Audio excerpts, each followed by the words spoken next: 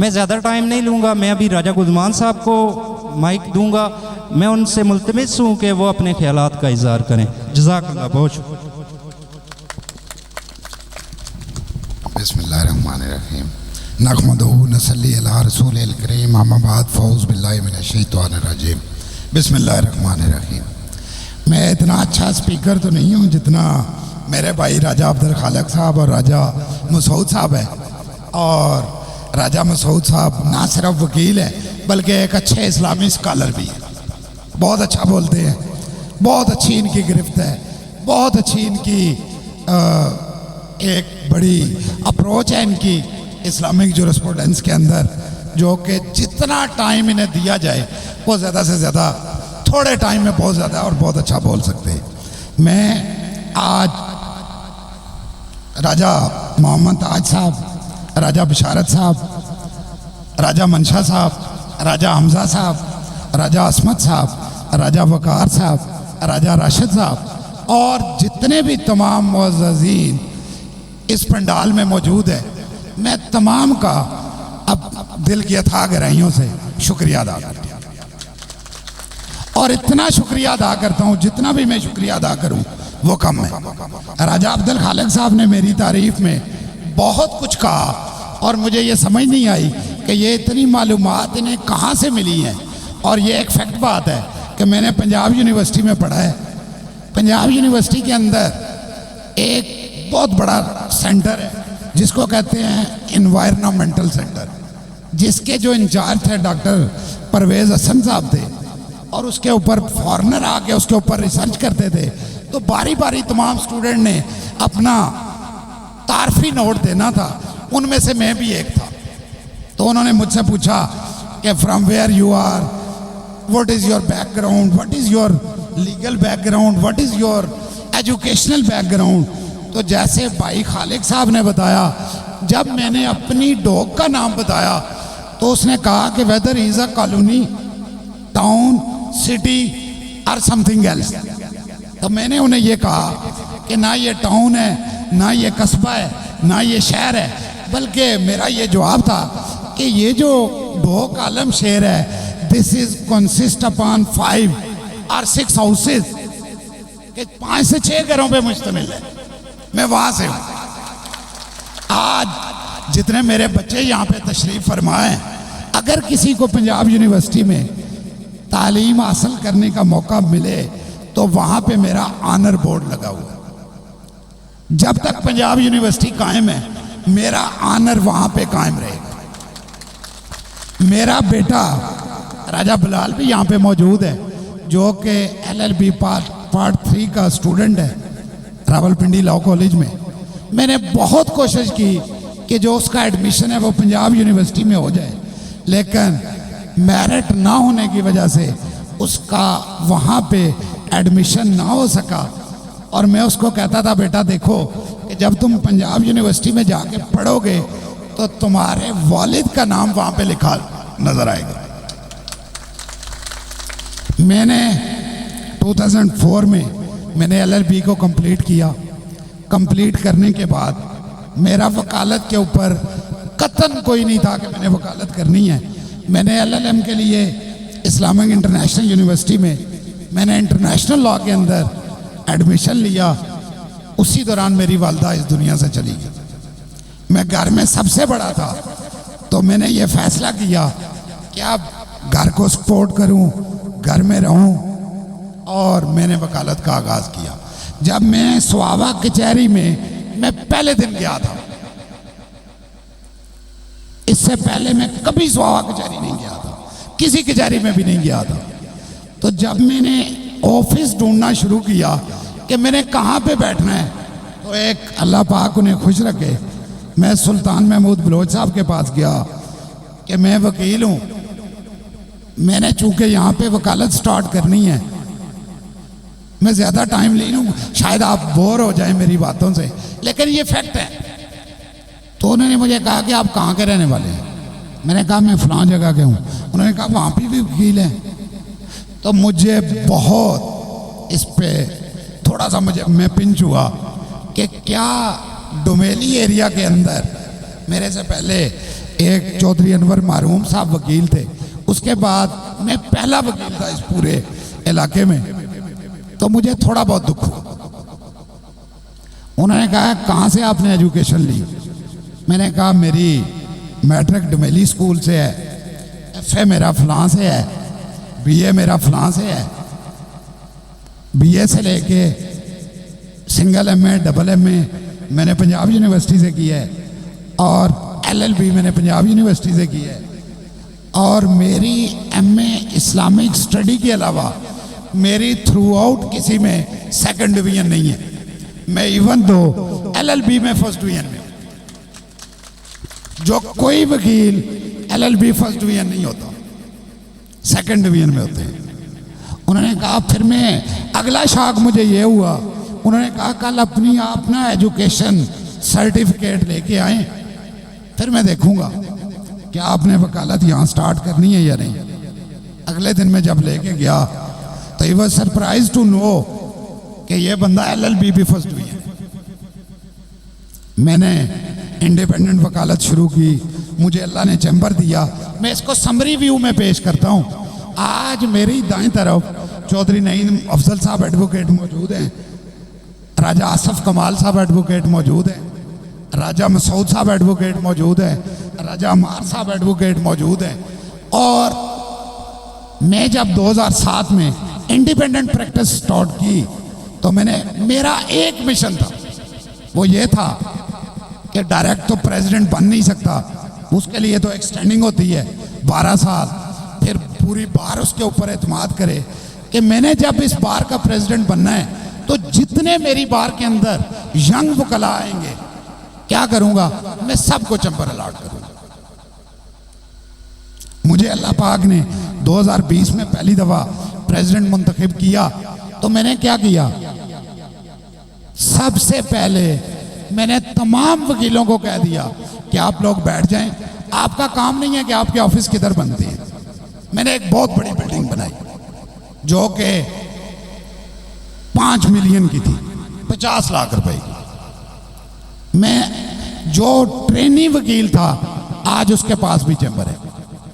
राजा आसफ साहब अभी तक अलहदा नहीं हुए, इनके पास अपना ऑफिस मौजूद है। नईम साहब के पास अपना ऑफिस मौजूद है, मसूद साहब के पास अपना ऑफिस मौजूद है। मैंने 16 वकीलों को चैम्बर अलॉट किया और उस बिल्डिंग के ऊपर मेरा नाम मौजूद है कि ये प्रेसिडेंट राजा गुलजमान एडवोकेट ने। बहुत सारे मुझे यहाँ पे ऐसी मुअज़्ज़ज़ शख्सियात नज़र आ रही हैं जो स्वाब बार में तशरीफ़ लेके जाती हैं और उन्हें पता है कि वो मैंने 2021 में बिल्डिंग कंप्लीट करके तमाम वकला के हवाले कर दी।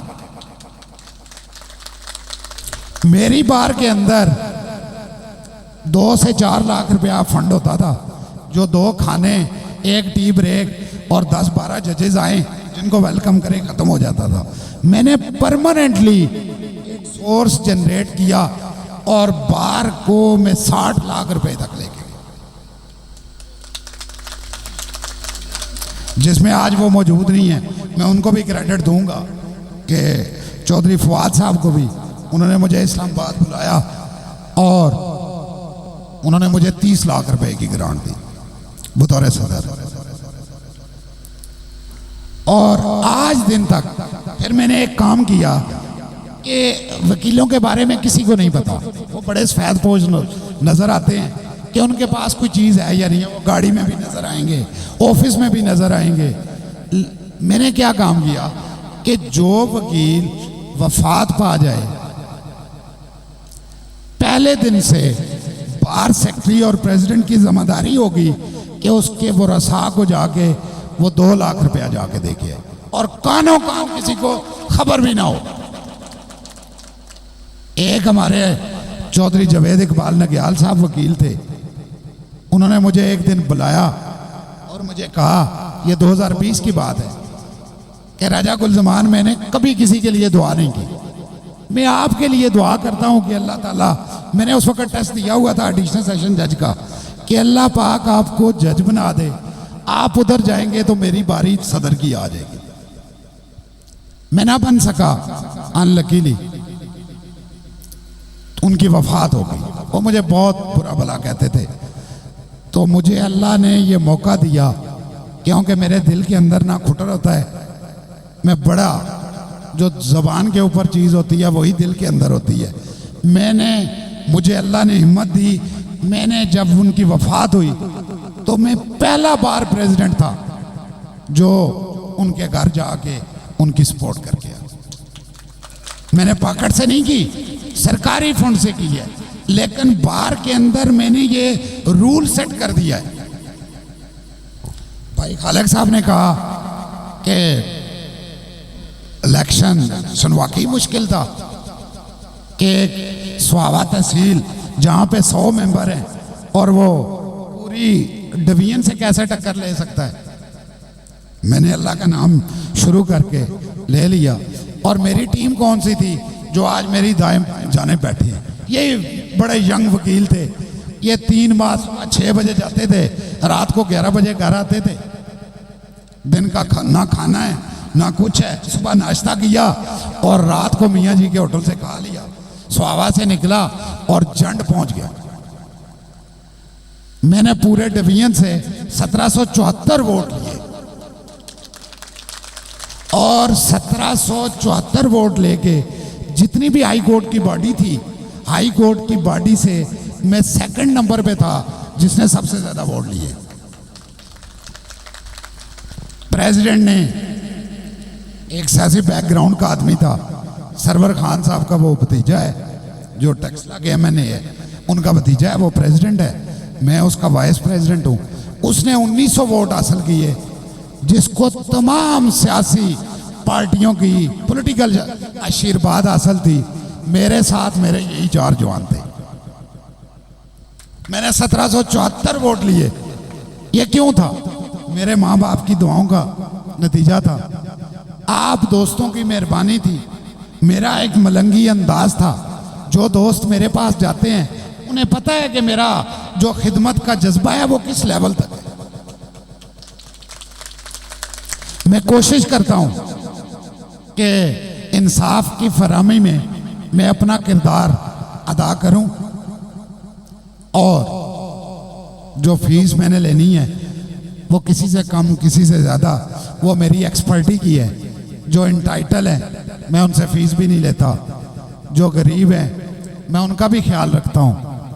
जो मुस्तहिक लोग हैं मैं उनका भी ख्याल रखता हूँ। और मैं कोशिश करता हूँ कि मैं किसी का पर्दा जाहिर ना करूँ कि इसने मुझे लाख दिया है, इसने मुझे 10 लाख दिया है, इसने मुझे 20 लाख दिया, इसने मुझे नहीं दिया। वो तो मैंने काम करना ही करना है। लेकिन इंसाफ के असूल के लिए मैं हर तई मैं कोशिश करता हूं कि अपना मैं किरदार अदा करूं। सोसाइटी के अंदर जो इंसाफ की फराहमी है वो सबसे ज़रूरी एलिमेंट है। अगर इंसाफ नहीं होगा तो वहां पे ना वो मुआशरा आगे जा सकता है, ना कुछ और आगे जा सकता है, ना वो मुआशरा तरक्की कर सकता है। और ये इंसान, हम बाहर बैठे हुए लोगों को नहीं पता होता कचहरी के अंदर क्या हो रहा है। अगर कोर्ट्स कचहरी ये ना हो तो बहुत सारे ऐसे डिपार्टमेंट हैं जो लोगों का जीना भी आराम कर देते हैं। सरदार बशीर साहब यहाँ पे तशरीफ फरमाए, उन्हें बहुत अच्छे तरीके से पता है कि कितना मुश्किल और अल्लाह की सफात में से एक सिर्फ ये भी अदल जो है वो भी सिर्फ और करना चाहिए। दूसरी बात जो इससे अगला था कि मैंने इलेक्शन, राय साहब यहाँ पे मौजूद हैं, मेरे इलेक्शन पे मुझे आज भी याद है कि 2021 का मेरा इलेक्शन था, स्वावे बार का प्रेसिडेंट का। तो ये मैं बातें भूलता नहीं, बहुत अच्छी मेरी मेमोरी है। ये बाहर में तशरीफ लेके गए तो मुझे कहा, मेरा छोटा भाई है, इनका भांजा है राजा नवाज अली एडवोकेट गुड़ातम सिंह से, तो इन्होंने मुझे कहा कि राय साहब ये मैं आपके हवाले करके जा रहा हूं, इसका ख्याल रखना आपकी जिम्मेदारी है, इसका ख्याल रखना आपकी जिम्मेदारी है। मैंने राजा नवाज साहब को कहा है कि वो प्रेसिडेंट की वोट, उनकी पहली वोट थी वो बार के अंदर, कि वो आपको देंगे। राय साहब, मैंने उनका दोबारा चैम्बर मैंने खुद तमीर करवाया। और आज भी मैं जो शफकत है मैं अपने छोटे भाइयों की तरह उस पर रखता हूँ और हमेशा से रखूँगा। और मेरा प्यार जो है वो राजा नवाज साहब के ऊपर रहेगा। इसके अलावा जो इतना पुरतकल्लुफ़ और फ़क़ीयतुल अमसाल जो रिसेप्शन थी, मैं इस काबिल ना हूँ कि मैं ज़िंदगी में इसको रिटर्न कर सकूँ या इसको वापस कर सकूँ। जैसे राजा ताज साहब मेरे बड़े भाइयों जैसे हैं, हमजा साहब, वकार साहब, इफ़त साहब और इब्राहिम साहब, ये सारे मेरे बेटे हैं।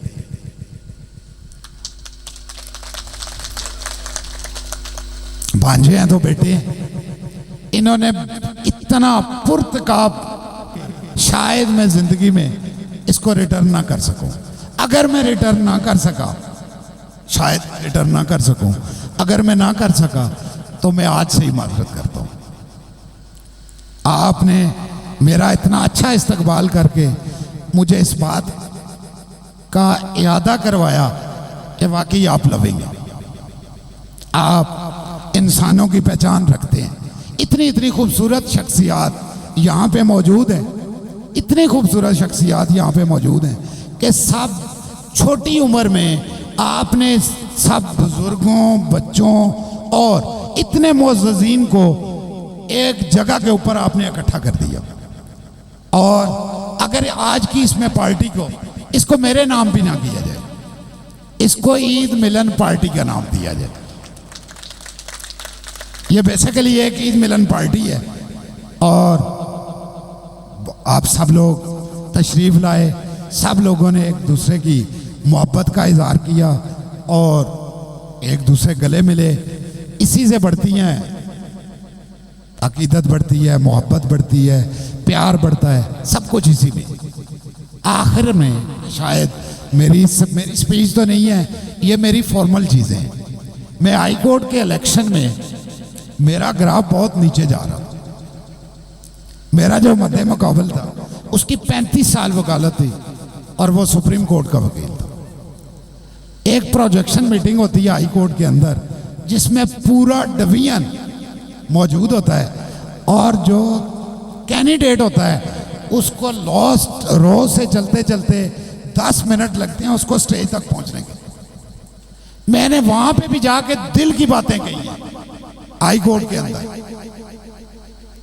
कि मैं आपको F16 नहीं दे सकता, मैं आपको कोई हाउसिंग सोसाइटी नहीं दे सकता। मैं क्या कर सकता हूं, अगर आप मुझे वोट देते हैं और मुझे हाई कोर्ट बार का वाइस प्रेसिडेंट बनाते हैं तो मैं 2 चीजें करूंगा। आपकी इज्जत में इजाफा करूंगा, आपको कोई हाई कोर्ट का जज ओए करके नहीं बुलाएगा, आपके केसेस अदम पैरवी की वजह से खारिज नहीं होंगे, जज आपको ऑनर करेंगे। और दूसरी बात, जो हाई कोर्ट के अंदर करोड़ों अरबों रुपए के फंड्स हैं, मैं उनको रेगुलराइज करूं। ये मैं काम कर सकता हूं। अगर इसके ऊपर आप मुझे वोट दे सकते हैं पूरा डिवीजन, तो मैं आपकी खिदमत के लिए हाजिर हूं। अगर आप मुझे नहीं दे सकते तो फिर आप मुझे काबिल नहीं समझते, मुझे वोट नहीं देना। उन लोगों ने 25 फरवरी को इसका सबूत दिया। कोई अटक से आया, कोई जंड से, फतेह जंग, टेक्सला, मरी, हसन अब्दाल, तलागंग, कोटली सतियां, कोटा, स्वावा, जेलम, पिंड दादन खान, और उन्होंने मुझे 1774 वोट दे के, जो मेरा मद्दे मुकाबल कैंडिडेट था वो मेरे नजदीक भी नहीं था। कितनी सी नहीं मुझे 1111 वोट, मेरी 1714, 1111 थी। तो मैंने पहला स्टेप किया कि मैंने हाई कोर्ट के अंदर मैंने ट्रांसपोर्ट बंद कर दिए। सबसे मैंने पहला काम किया, गाड़ियां जाएंगी। मैं इसलिए कह रहा हूं कि हर बंदे के अंदर एक पोटेंशियल होना चाहिए, उसको काम करने का तरीका पता होना चाहिए, उसने करना क्या है। कि गाड़ियां जो जाती थी 40 रुपए पर माइल के हिसाब से और चार्जेस उनके बनते थे 40,000, मैंने उसको ख़त्म कर दिए। मैंने एक जमील असगर भट्ट साहब हैं टेक्सला से, मैंने उनको एमटी का इंचार्ज लगा दिया कि जो गाड़ी जाएगी आएगी वो नोट होगी और उसके ऊपर एक्स्ट्रा फ्यूल चार्जेस नहीं होंगे। ये किसका, ये कौम का पैसा है, अवाम का पैसा है। दूसरा, मैंने जितना अकाउंट था, सदर साहब ने मुझे कहा कि अकाउंट को आप डील करेंगे, मैंने बड़े आसान तरीके से उस जिम्मेदारी को लिया और जितना अकाउंट है मैंने उस सारे को ऑनलाइन कर दिया कि अगर कोई 60 रुपए की ट्रांजैक्शन है वो भी बैंक के थ्रू होगी, इन हैंड कैश नहीं होगा। अगर खाने के ऊपर 4 लाख रुपया खर्च हो रहा है तो बिल्कुल नहीं है कि 4 लाख रुपया बाय हैंड कैश दिया जाए, बनेगा उस ठेकेदार के नाम पे ऑर्डर बनेगा, वो जाके बैंक से ले जाए। मैंने ये कहा। और ये किसका पैसा बचा है? ये आपका पैसा बचा है जो आप लोग टैक्स देते हैं, वो लोगों की, वकीलों के वेलफेयर पे जाता है और वो गड़बड़ होगा, मेरी जिम्मेदारी है। और थर्ड, मैं इस चीज का कायल हूं कि अल्लाह पाक हम सबको आपस में प्यार, मोहब्बत और एक दूसरे की मदद करने की तौफीक अता फरमाए। और जितने मेरे जो छोटे बच्चे बैठे हैं जो अभी स्कूल जाना शुरू हुए, जैसे मेरे भाई राजा मसूद साहब ने कहा कि इकरा, अगला लफ्ज था बिस्म रब्बिकल लज़ी, लेकिन पहला लफ्ज जो है इकरा, पढ़। और पढ़ क्या है? पढ़ तहकीक है, आपने उसके ऊपर तहकीक करनी है, इस पढ़ाई के अंदर क्या है। और पढ़ना मैंने किस लिए? पढ़ना आपने लड़ाई के लिए नहीं, पढ़ना आपने किसी और मकसद के लिए नहीं, पढ़ना आपने एक अच्छा इंसान बनने के लिए। अच्छे इंसान बने और अपने बच्चों को पढ़ाएं, वो ऊपर जाएं। ऊपर तब भी जा सकते हैं जब उनकी पढ़ाई कंपैरेटिव स्टडी हो। एक मुआजना था और वो कहते हैं कि मिल जाए तुझे मंजिल तो मंजिलें तलाश कर, मिल जाए तुझे दरिया तो समंदर तलाश कर, हर शीशा टूट जाता है पत्थर की चोट से, वो पत्थर ही टूट जाए वो शीशा तलाश कर। इसी के साथ मैं वंस अगेन मैं तमाम बुजुर्गों, दोस्तों, बच्चों और पर्टिकुलरली जिन्होंने इस खूबसूरत महफिल को सजाया है, मैं उनका बहुत मशकूर हूँ और तहे दिल से मैं मशकूर हूँ। मैं लिहाजा और ज़्यादा मैं आप लोगों का वक़्त ज़ाया नहीं करना चाहूँगा। और ये मेरी कोई फॉर्मल स्पीच नहीं थी कि या मैंने कोई लिख के लाया था, ये वही बातें हैं जो मैंने दिल के अंदर से मैं अपनी बातें मैंने की हैं। अल्लाह ताला आप सबको खुश रखे, अल्लाह आपका हामी नासर हो। अल्लाह हाफिज़, बहुत शुक्रिया, थैंक यू वेरी मच।